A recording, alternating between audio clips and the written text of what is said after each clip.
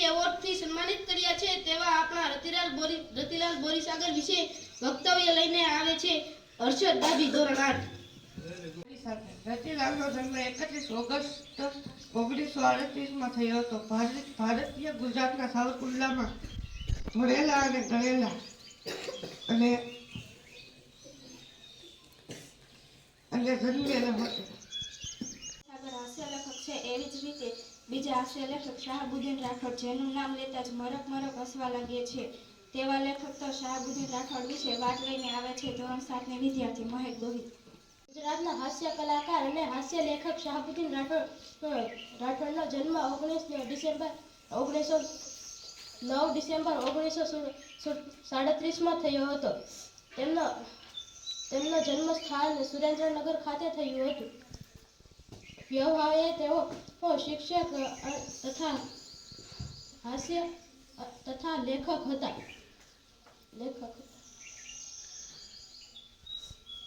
તેમની માતાનું નામ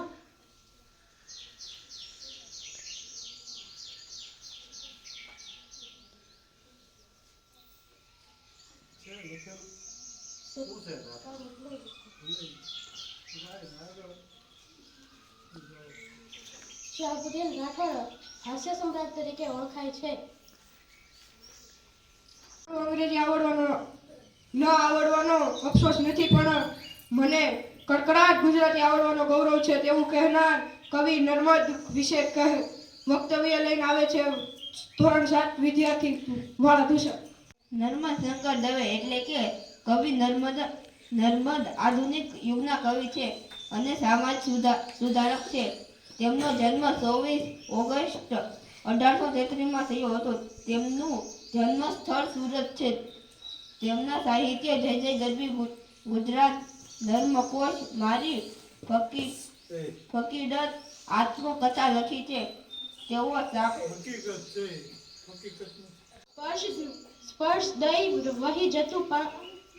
વહી જતું હશે ત્યારે પાણી વહી જતું હશે ત્યારે આ પથ્થરોને કંઈક થતું હશે જેવી સંવેદના ધરાવતા કવિ શ્રી રમેશ પારેખ વિશે આપણે માહિતી આપશે ધોરણ 6 વિદ્યાર્થી હિરલ પરચુતા.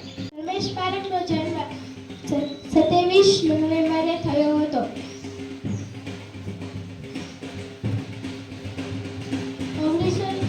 1940ના રોજ અમરેલી ખાતે કપોળ વણિક કુટુંબમાં મોહનલાલ અને નર્મદાબેનને ત્યાં થયો હતો. પ્રેમાનંદ વિશે માહિતી આપશે ગોહિલ જીયા.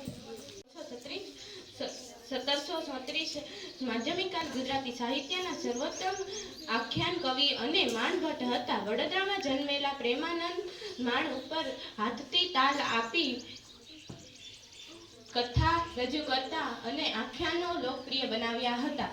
કવિ શિરોમણી અને મહાકવિ બિરુદ શાંતિ પ્રેમાનંદે ઓખાહરણ, મામેરું જેવી પ્રચલિત રચનાઓ આપી. સાહિત્યમાં ભક્તિભાવ પ્રધાન રૂપે રહેલો છે. ચાલો આપણે એક એવા જ સંત અને તત્વચિંતક કવિ અખો વિશે જાણીએ. હું વિનંતી કરીશ ધોરણ 7ના વિદ્યાર્થી પારસ ગોહિલ એ અખો વિશે આપણને માહિતીગાર કરે. પ્રસિદ્ધ સંત અને કવિ અને લેખક હતા. તેમનો સમય આશરે 17મી સદી અને તેમનું જન્મ સ્થળ અમદાવાદ માનવામાં આવે છે. સંવેદનશીલતાને કારણે સમાજમાં ચૈતન્ય રૂપ જીવનમાં મૂલ્યો ક્યાંક ને ક્યાંક પ્રગટ થાય છે. તો તેના વિશે માહિતી આપશે ધોરણ 8ની બહેન રોજેશ રાખુશી.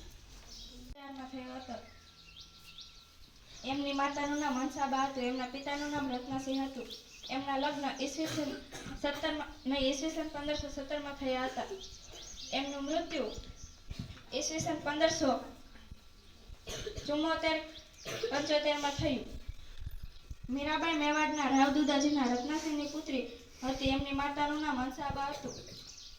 પેકારાવજ એક કરુણા મૂર્તિમંત કાવ્ય સંગ્રહ છે જે આપણા પંથકને કરુણામય બનાવી દે છે. તેવા જ કવિ કલાપી વિશે લઈને આવે છે તેજ ધોરણ 6ની વિદ્યાર્થી. હું કવિ કલાપી વિશે બોલવાની છું.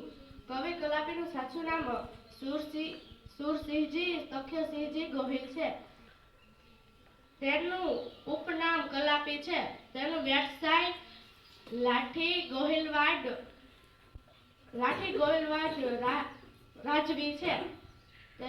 તેની જન્મ તારીખ 26મી જૂન 1974 છે. તેની મૃત્યુ તારીખ 10મી જૂન 1900 છે. તેના પિતાનું નામ તખ્યસિંહજી છે. તેના માતાનું નામ રામબા છે. તેની પત્નીનું નામ રાજબાઈ આનંદીબા શોભના છે. કલાપી 5 વર્ષના હતા ત્યારે તેમના પિતા મૃત્યુ પામ્યા અને કલાપી 14 વર્ષના થયા ત્યારે તેના માતાનું અવસાન થયું. માહિતી આપવા ખુશી કોડેકરને વિનંતી કરું છું.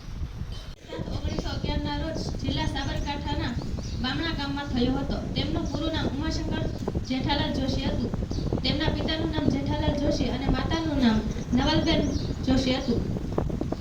તેમની પત્નીનું નામ જ્યોત્સનાબેન હતું. ઉમાશંકર જોશીના 9 ભાઈ બહેન હતા. તેમાં તે 3 ક્રમાંક ઉપર હતા. તેઓને 2 બહેન હતી. તેમનું નામ નંદિની અને સ્વાતિ હતું. ઉમાશંકર જોશી ઈસવીસન 1968 ગુજરાતી સાહિત્ય પરિષદના પ્રમુખ પદે તથા ઈસવીસન 1978 થી 82 સુધી ગુજરાતી સાહિત્ય અકાદમીના અધ્યક્ષ પદે રહ્યા હતા. આપણી સામે ખૂબ સરસ હવે માતૃભાષા દિવસ વિશે વક્તવ્ય લઈને આવે છે રોનક વાઘેલા ધોરણ 7. જે એ ગમે તે હોય ગુજરાતી નથી. આ ખલીલ સાહેબના શબ્દ ગુજરાતી ભાષાને ઊંચી ઉચેરી બનાવે છે. કવિ નર્મદ સમૃદ્ધિ 24 ઓગસ્ટ વિશ્વ ગુજરાતી ભાષા દિવસ ઉજવણી કરવામાં આવે છે. આજે જ મેં ક્યાંક વાંચ્યું હતું કે દેશમાં 6ઠી સૌથી વધુ બોલાતી ભાષા ગુજરાતી છે. તો હવે ગુજરાતી વ્યાકરણ લઈને આવે છે વાણિયા રોનક ધોરણ 7. ગુજરાતી વ્યાકરણનો મુદ્દો 1 નામપદ. રીમા પાઠ વાંચે છે. રીમા તે નામપદ. જે વાક્યમાં નામપદ આવે નહીં, જે વાક્યમાં નામ આવે તેને નામપદ કહેવાય. બીજો મુદ્દો સંજ્ઞા. જે શબ્દ દ્વારા કોઈ વ્યક્તિ, વસ્તુ, સ્થળ કે ખ્યાલ દર્શાવ થાય છે તેને સંજ્ઞા કે નામ કહે છે.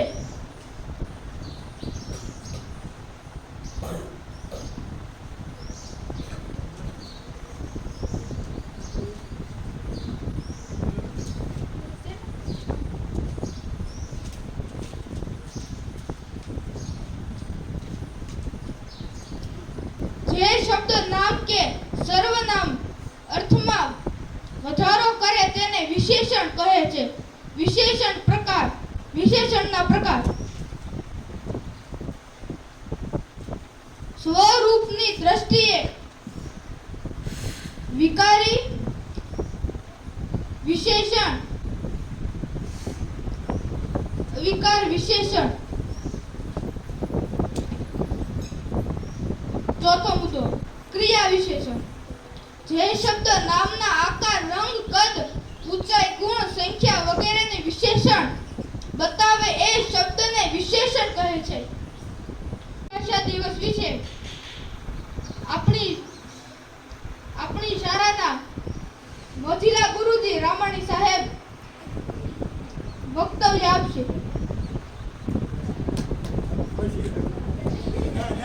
વિશ્વ માતૃભાષા દિવસ. આપણી માતૃભાષા કઈ છે? અંગ્રેજી, હિન્દી, ગુજરાતી. શા માટે ગુજરાતી? શા માટે ગુજરાતી? આપણે હિન્દી કેમ નથી, અંગ્રેજી કેમ નથી, મરાઠી કેમ નથી, પંજાબી કેમ નથી, તમિલ કેમ નથી, બંગાળી કેમ નથી? શા માટે ગુજરાતી? ગુજરાતમાં રહેવી એટલે છે.